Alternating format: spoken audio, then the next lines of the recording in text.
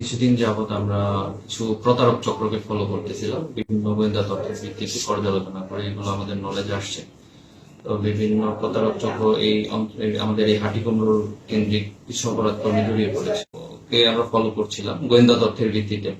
তো এই এই অবস্থায় গতকাল বিকেলের দিকে, সন্ধ্যার দিকে একটা নিউজ আসে যে একজন প্রবাসীকে প্রতারক চক্র আটকিয়ে মুক্তিপণ দাবি করে তারা কিছু টাকা দিয়েছে, আরো 5 লক্ষ টাকা হাতে মানে ক্যাশ চাচ্ছে।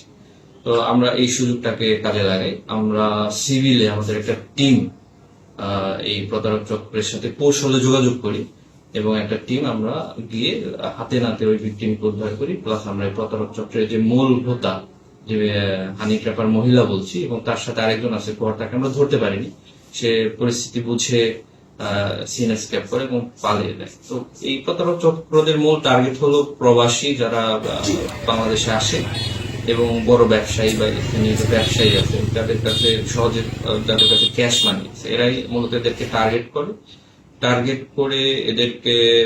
এই যে প্রতারক চক্রের একাধিক সদস্য থাকে, মহিলা সদস্য আছে, পুরুষ সদস্য আছে। পুরুষ সদস্যরা প্রথমে এদের টার্গেট করে মহিলা সদস্যদের কাছে নিয়ে যায়, আর এই মহিলা সদস্যরা যেটা করে তাদেরকে রুমে নিয়ে যায়, বাসায় নিয়ে যায়, ইন্টিমেট যে অবস্থায় তাদের কৌশলে তাদের ভিডিও এবং ছবি আপলোড করে, ধারণ করে। আমরা যখন এই মহিলাটাকে আটক করি, তার কাছ থেকে তার যে স্মার্টফোনটা আমরা জব্দ করেছি, সেখানে কিন্তু এই ধরনের আলামত আমরা পেয়েছি। তো বলতে গেলে আমরা আলামত সহই মহিলাটাকে আটক করে কালকে নিয়ে এসেছি। এখন বাকি একটা নিয়মিত মামলা হয়েছে, প্লাস এই যে আলামত আমরা যেগুলো উদ্ধার করেছি সেগুলো ফরেন্সিকের কিছু ইস্যু আছে। আমরা আমাদের তদন্ত এখন আমাদের মতো করে করব। আশা করি এখানে বাকি প্রতারক চক্র একটা মেসেজ পাবে যে এই সলঙ্গা থানা এরিয়াতে এই ধরনের প্রতারণা করার সুযোগ তারা পাবে না, আমরা দেব।